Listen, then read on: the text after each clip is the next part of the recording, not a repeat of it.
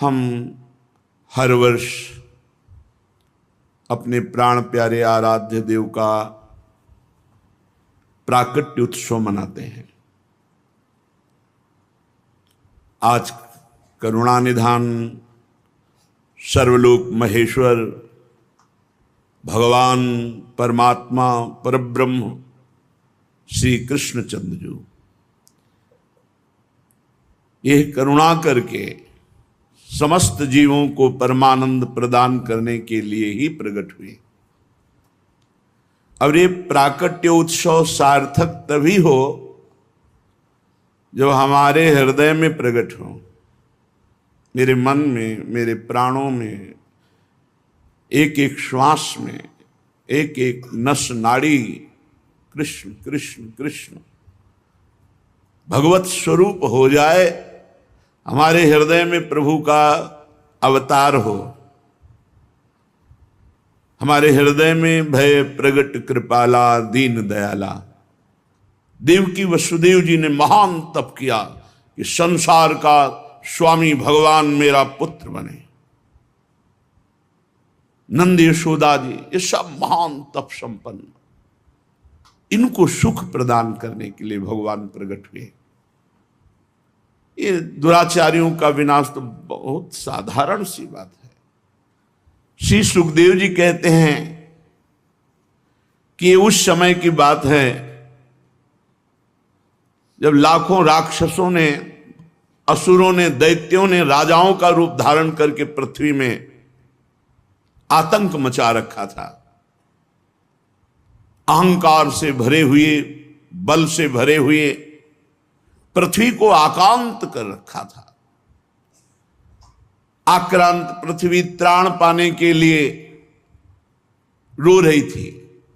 ये उस समय की बात है जब यदुवंशी राजा शूरसेन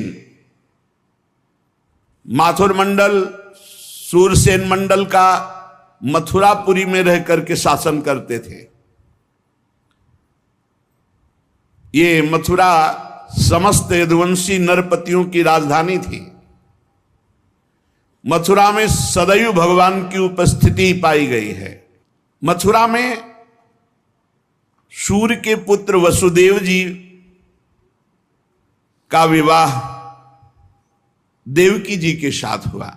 ये उस समय की बात है जब नवविवाहिता पत्नी देवकी को रथ पर विराजमान करके वसुदेव जी ले जा रहे थे। कंस बड़ा बलवान, स्वभाव में धूर्तता, वसुदेव जी से कहा मैं रथ हाँकूंगा, मेरी बहन है।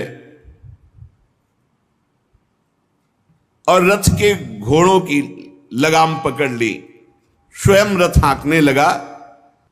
रथ चल पड़ा। जिस समय घोड़ों की लगाम पकड़कर कंस रथ हाँक रहा था, उसी समय स्पष्ट आकाशवाणी हुई, अरे मूर्ख, जिसको तू रथ में बैठाल कर लिए जा रहा है, उसकी 8वें गर्भ की संतान तुझे मार डालेगी। भोजवंश का कलंक। आकाशवाणी सुनते ही कूद पड़ा रथ से, तलवार खींच ली और बाल पकड़े देवकी के। वसुदेव देवकी के लिए आदेश किया, तत्काल हथकड़ी बेड़ियों से जकड़ करके इनको कैद खाने में डाल दिया जाए और बहुत ही कठोर पहरा लगा दिया जाए। वर्ष वर्ष में जो संतान होती मारता गया, उसे हर बार शंका बनी रहती, पता नहीं वो भगवान किन बालक के रूप में प्रकट हो जाए। परीक्षित, पृथ्वी में बात प्रायः देखी जाती है कि अपने प्राणों का ही पोषण करने वाले जो लोभी लोग होते हैं, वो चाहे राजा हो चाहे कोई भी हो, वो अपने स्वार्थ की पूर्ति के लिए माता पिता भाई बंधु किसी की भी हत्या कर सकते हैं। माता की, पिता की, भाई की, बंधु की, मित्रों की, इष्ट की, किसी की भी। ऐसे स्वार्थी पुरुषों से कभी मित्रता नहीं रखनी चाहिए, नहीं हानि ही होती है। जब कंस ने एक एक करके देवकी जी के 6 बालक मार डाले, तब देवकी के 7वें गर्भ में भगवान के अंश स्वरूप अनंत महिमा अनंत बलशाली भगवान शेष जी पधारे देवकी जी के गर्भ में। अनंत भगवान जब 7वें गर्भ के रूप में देवकी के उदर में पधारे, बड़ा आनंद। पर देवकी जी को लगा कि कंस इसे भी मार डालेगा, इसलिए वो रुदन करने लगी। विश्वात्मा भगवान ने देखा कि माता को बहुत दुख है और यदुवंशियों को कंस सताए ही जा रहा है, तो अपनी योग माया का स्मरण किया और योग माया को आदेश किया, देवी कल्याणी तुम ब्रज में जाओ, वह प्रदेश ग्वालों और गौओं से सुशोभित है। वहां नंद बाबा के गोकुल में वसुदेव जी की पत्नी रोहिणी गुप्त रूप से निवास कर रही। उनकी और भी पत्नियां कंस के डर से गुप्त स्थानों में रह रही। इस समय मेरा महान अंश, जिसे अनंत शेष जी कहते हैं, देवकी के उदर में गर्भ रूप से विराजमान है। तुम जाओ वहां से उस गर्भ को रोहिणी के उदर में रखो। मैं स्वयं आ रहा हूं, अब विलंब से आने जा रहा। अब मैं समस्त ज्ञान बल आदि अंशों के साथ देवकी का पुत्र बनूंगा और नंद बाबा की पत्नी यशोदा के गर्भ से तुम प्रकट हो। योग माया को आदेश किया। जब योग माया ने देवकी का गर्भ ले जाकर रोहिणी के उदर में रख दिया, तब समस्त द्वारपाल और सब जगह खबर पहुंच गई, गर्भ नष्ट हो गया देवकी। किसी को आंतरिक पता तो है नहीं। नगरवासी बहुत कि बेचारी के 6 तो मार डाले गए और 7वां गर्भ नष्ट हो गया। हाय कितना कष्ट देवकी को है। देवकी जी भगवान का निवास स्थान बन गई। परीक्षित, अब समस्त शुभ गुणों से युक्त बहुत सुहावना समय आया। रोहिणी नक्षत्र था। आकाश के सभी नक्षत्र ग्रह और तारे सौम्य हो रहे थे। अब तो काले काले मेघ आकर मंडराने लगे और धीरे धीरे गर्जना करते हैं। भारी वर्षा प्रारंभ। जन्म मृत्यु के चक्र से छुड़ाने वाले जनार्दन भगवान का अवतार समय निशीत रात के 12 बजे। उसी समय सबके हृदय में विराजमान भगवान देवरूपिणी देवकी के सामने प्रकट हुए। श्री भगवान ने कहा, देवी स्वयंभू मनवंतर में जब तुम्हारा पहला जन्म हुआ था, उस समय तुम्हारा नाम था प्रश्नी और ये वसुदेव श्रुतपा नाम के प्रजापति थे। तुम दोनों के हृदय में बड़े ही शुद्ध भाव थे। जब ब्रह्मा जी ने तुम दोनों को संतान उत्पन्न करने की आज्ञा दी, तब तुम लोगों ने इंद्रियों का दमन करके उत्कृष्ट तपस्या की। तुम दोनों ने वर्षा, वायु, घाम, शीत, उष्ण आदि काल के विभिन्न गुणों को सहन किया और प्राणायाम के द्वारा अपने मन के मल को धो डाला। तुम दोनों ने सूखे पत्ते खाकर फिर हवा पीकर केवल तपस्या की। अभीष्ट वर प्राप्त करने की इच्छा से मेरी आराधना की। कितना कठिन तप। मुझ में चित्त लगाकर ऐसा परम दुष्कर घोर तप करते हुए देवताओं के 12,000 वर्ष व्यतीत हो गए। पुण्यमयी देवी, उस समय मैं तुम दोनों पर प्रसन्न हुआ, क्योंकि तुम दोनों तपस्या, श्रद्धा, प्रेममयी भक्ति से अपने हृदय में नित्य निरंतर मेरी भावना की थी। जैसा मैं आज तुम्हारे सामने प्रकट हुआ हूं, ऐसा उस समय भी प्रकट हुआ था और तुमसे कहा वरदान मांगो। तब तुम दोनों ने कहा आप जैसा पुत्र मुझे चाहिए। तो मेरे जैसा तो सिर्फ मैं ही हूं। तो मेरे जैसा पुत्र, तो मैंने ये वरदान दिया कि मैं ही स्वयं तुम्हारा पुत्र बनकर आऊं। ये छोटी मोटी तपस्या का फल नहीं है, आप देख लीजिए। अगर आप जीवन भर रामकृष्ण हरि भगवान नाम जपते हुए भगवत प्राप्त हो जाते तो कितना सरल है, कितना सरल है। इसीलिए धन्य है ये कलयुग जो कम समय में भगवत प्राप्ति, केवल भगवान नाम जप और थोड़ा सा केवल पापाचरण से अपने को बचा लो तो भगवत प्राप्ति हो जाएगी। हे माता जी, मैंने देखा कि संसार में शील, स्वभाव, उदारता, अन्य गुणों में मेरे जैसा कोई नहीं, इसलिए मैं ही तुम्हारा पुत्र हुआ हूं। मैं ही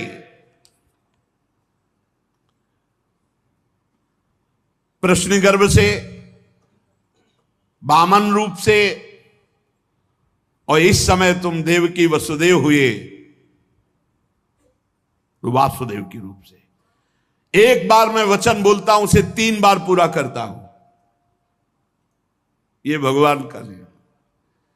मेरी वाणी त्रिकाल सत्य है। एक बार तुमने मांगा पुत्र तो प्रश्नी गर्भ, वामन रूप और इस समय वासुदेव रूप,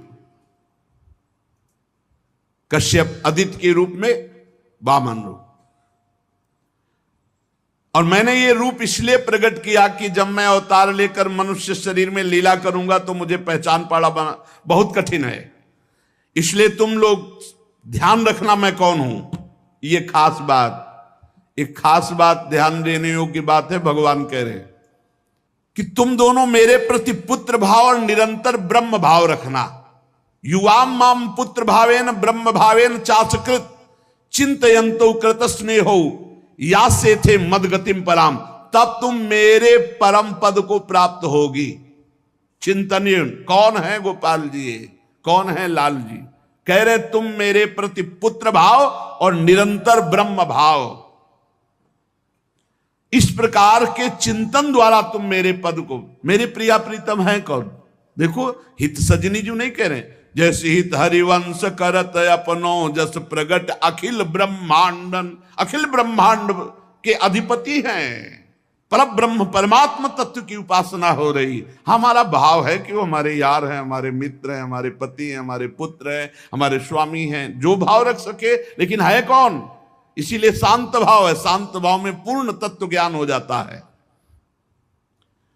भगवान इतना कहकर चुप हो गए और अपनी योग माया से देखते देखते एक छोटे शिशु के रूप में नीलमणि वसुदेव जी ने देखा कि भगवान तो बाल रूप हो गया। अब तो और डर लगा, कहीं कंस को पता चल गया और तलवार लिए हुए आवे, कुछ अमंगल करे। बहुत घबरा गए और भगवान ने कहा कि मुझे गोकुल पहुंचाओ, नंद बाबा के यहां सुधा मैया के पार्श्व में सुला के आओ। मुझे तुम्हें डर लग रहा है, मैं मारूंगा इसे, पर अभी मुझे पहुंचाओ वहां। भगवान की आज्ञा का पालन करने के लिए जो ही चेष्टा की, ध्यान दीजिए, भगवान की आज्ञा का पालन करने के लिए जो ही चेष्टा की तो अपने आप हथकड़ी बेड़ियां कट गई। माया की हथकड़ी बेड़ियां कट जाएंगी जो ही भगवान की आज्ञा का पालन कर। और बड़े बड़े दरवाजे कोई एक दो नहीं थे, कई दरवाजे थे कंस के कारागार के। फटाफट सब ताले टूट गए, दरवाजे खुल गए। अद्भुत चमत्कार।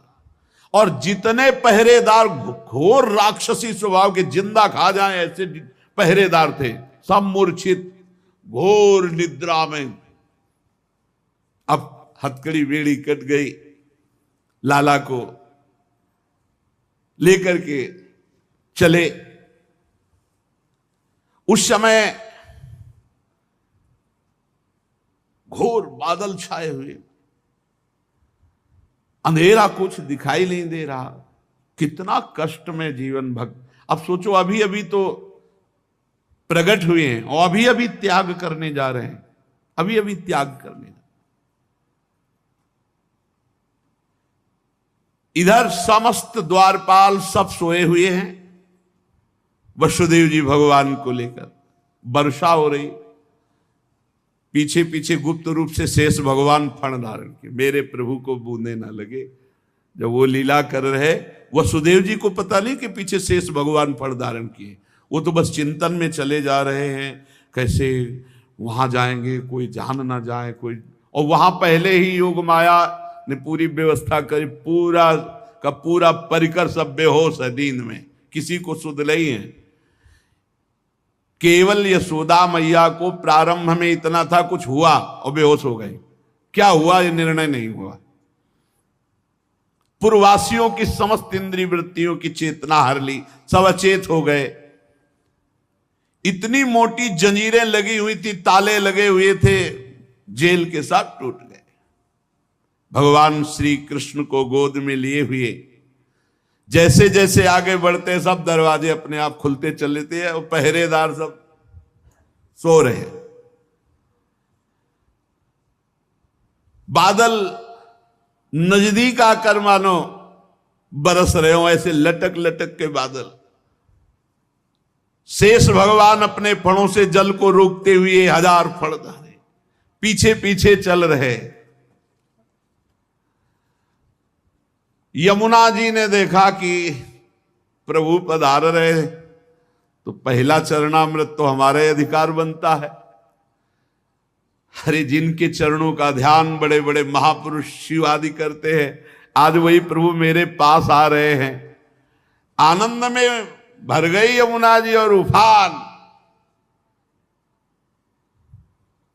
यमुना जी ने जब उफान आनंद का लिया तो वसुदेव जी के प्राण बहुत घबरा रहे हैं कि अब क्या करें, लौट सकते नहीं, कोई नौका आदि है नहीं। चलो प्रभु ने आज्ञा करी है तो वही देखेंगे। अब मेरे प्राण चाहे चले जाएं, मेरे लाला को कुछ ऐसे। यमुना जी उफान कर रहे कि चरण छू ले, और वसुदेव जी उल्टा सोच रहे कि यमुना जी बढ़ रही तो लाला को बचाए। देखो ये समर्पण है, मेरे प्राण भले चले जाए, बस आज्ञा का पालन, प्रभु को पहुंचाना है और सुरक्षित पहुंचाना है। यमुना जी ऐसे थपेड़ जोर जोर से बढ़ रही।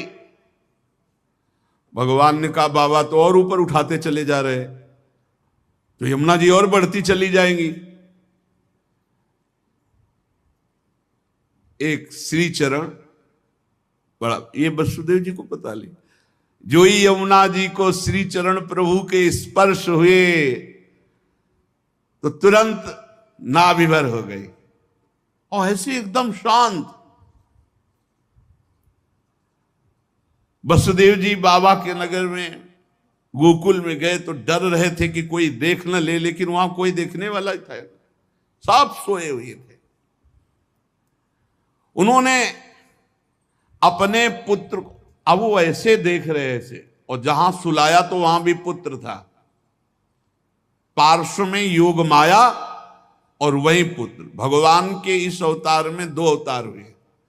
एक हुआ चतुर्भुज नारायण भगवान का अवतार जो वसुदेव देवकी के सामने, और एक हुआ पीछे आपने सुना है, नंद बाबा और यशोदा मैया बहुत ऐश्वर्य समृद्धि सब रिद्धियां सिद्धियां अठखेलियां कर रही। ब्रज तो यहां रिद्धियां सिद्धियां अठखेलियां कर रही, कौन पूछता है।